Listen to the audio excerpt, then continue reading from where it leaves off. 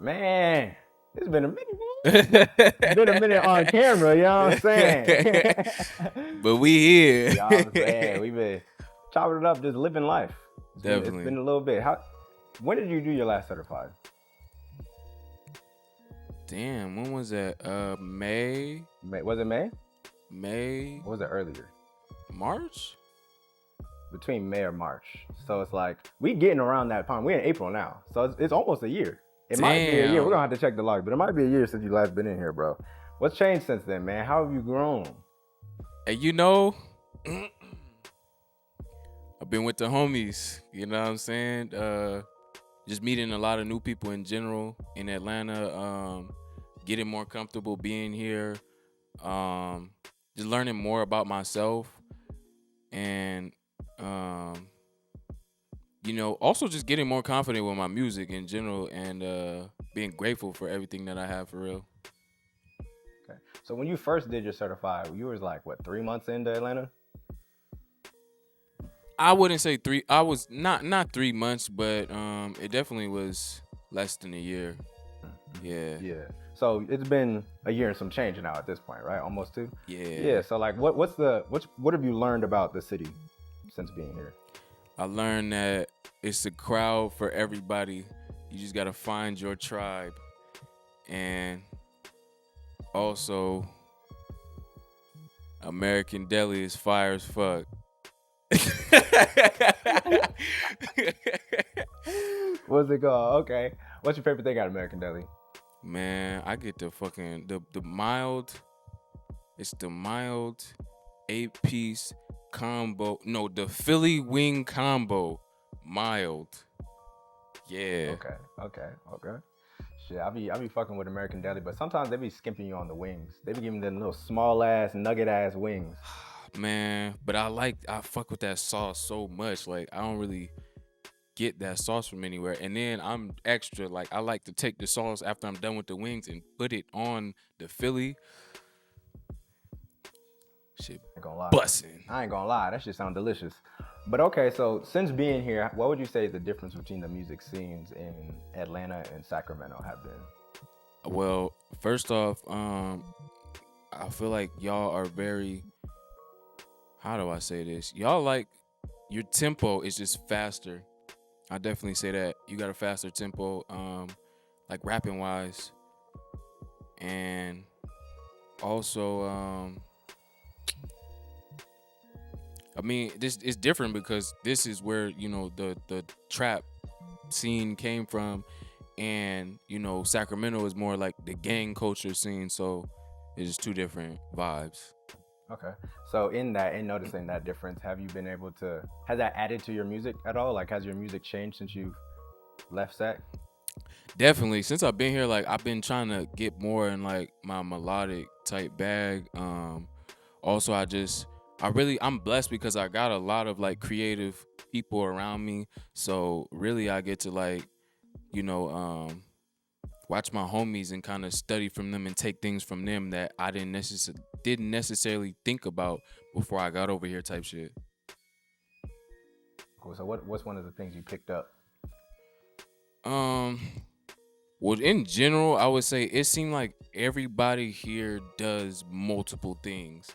It's never just like somebody does one thing. It's like people rap or they sing and they're an engineer and they're a producer and like a videographer or like a model. It's like, it's never just one thing, you know what I mean?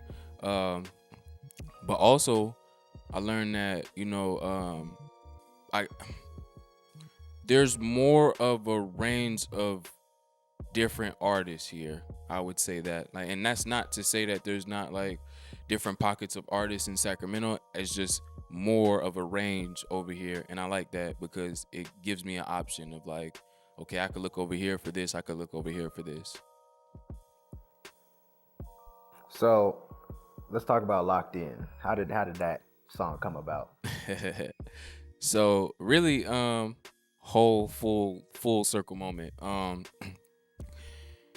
Me and EJ had got close from the first certified Shout out that man.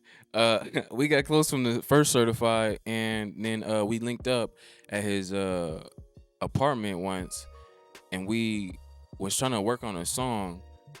And for the first couple sessions, like we would just be talking like for hella hours through it. Yeah, and then that's how it be usually. Really, and then we had did a song for him. So I'm like, damn, I want a song for myself, but I had the beat. I just could not think of anything in the moment. So I sent it to him, and he put the verse on. And as soon as he put the verse, I'm like, okay, I know exactly where I'm going. And then I did my verse, and then I'm like, but we need a hook. So then Rokai came, and at first Rokai was trying to put a verse in that space, but I'm like, nah, it needs a hook. And he put that hook, and it was like, yeah, we locked for real. Okay. Who produced it? That was a producer on YouTube that I had bought a lease to at the moment. Hey, shout out to YouTube Beats. At least it wasn't free. The free YouTube beats, you know, I'll be hearing every now and again, I'll be hearing the same people rap on the same beat. It just be like, that's why I said no to YouTube Beats. But at least you leased it. You know what I'm saying? It was from a real producer. Not to say these fake producers, but you know what I'm saying? And real shit, real quick, I just want to say, it's nothing wrong with using YouTube Beats to start. You got to do what you got to do if you don't have the resources to do otherwise. But I would heavily consider leasing the beats just in case in the future, like say if that song was to blow up, you have the lease at least. And then, you know, also like, you know, when it gets to the point, try to get the exclusive and shit like that. But if you can't, like, definitely make sure you get that lease, because that shit is important business wise. You don't want somebody to come up to you like, oh, you ripped my beat, take this shit down, or, you know, type shit. Right. Shout out to you, you know. Tell them the facts. Tell them the real deal about this music business shit, man. But okay, so how did you go about selecting it, putting it on your album? And tell them the name of your album as well. Really, the project is called Home What's Home. The concept really was, you know, me being here made me just sit and think about, you know, just because I'm in a house or, you know, somewhere, does that make it home? You know, because you can be somewhere your whole life and not necessarily feel like you're home. So really the biggest question of the whole project was, well, what is home to you? You know, it could be a person, a place, or a thing type shit. And Locked In was basically like, you know, taking away the outside distractions. Like once you are in that home, or, you know, working towards building that solid home, like you don't want to be interrupted. You want to be fully locked in, fully like immersed, you know what I'm saying? Immersed in your craft, and, you know, just focused. I feel that.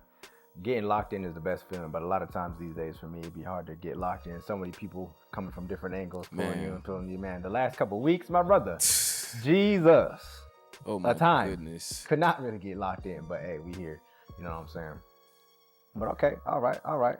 So what's one lyric in there that you would say that like you fuck with the most? It can be from your verse, Rokai, hook, you know what I'm saying, EJ. Damn. Studio. Well, I can I give one from mine and then one from EJ's? Really, from EJ's, two legs. Some studio apartment, more like you locked in darkness, help my heart thrive, put my mind, heart, and soul on a hard drive. Hard time they have and habits to pass my archive. Chat with D Visions, these niggas going cross-eyed, invest in frames. I put my best in these texts, let the message change. For mine, I want to say is action. I look and see a star inside this black skin, running all my life like I'm a target from a bad trend. Careful of those, often care to be known. Won't be for gimmicks or charades, immensely care for my soul. You know what I mean? Because it's really like my whole life, like spiritually, I knew I was destined for greatness. Like it was no other option. You know what I mean? No, even I started in, you know, trying to do the movies and TV shows, and then that moved over to like skateboarding and shit, and then it moved over to music. But no matter what lane I was in, I just knew like I was just born to not do the regular 9-to-5 type shit. So that's on my end. And then for EJs, it would have to be, I put my best in these texts. Let the message change. Don't forget my name. Regrets I want to avoid. So I'm moving with the force of a brakeless train.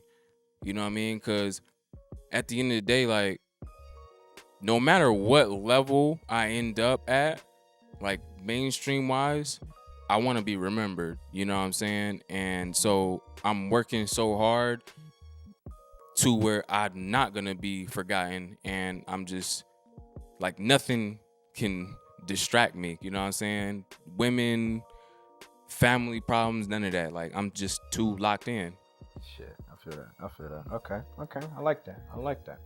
So that kind of goes into my next question. So, like, what's your new goal for 2023? Like, you locked in. What's got that hunger still? You know what I'm saying? What's that new motivation? What you really striving for? Really, my new goal is to finish this fucking EP. Literally.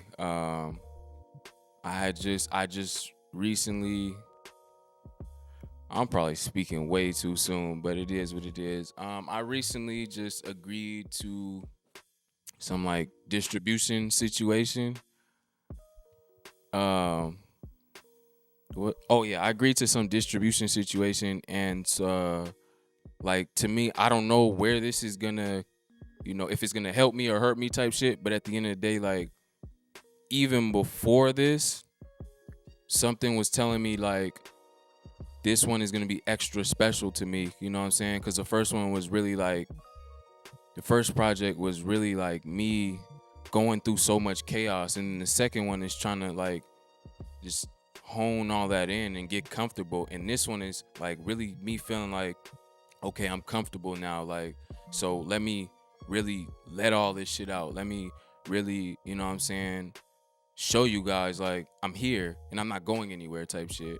And that's really where my main focus has been, as well as just, making sure that the people around me are good as well. You know what I mean? Because I wouldn't be in the position I am without the people around me. You know what I'm saying? Whether I'm by myself majority of the time or not, it's still always the small things that could keep me going for, 100 million miles. So, yeah. It's about community. Exactly. Community. You know what I'm saying? And that's great. You know what I'm saying? I really hope you achieve that goal.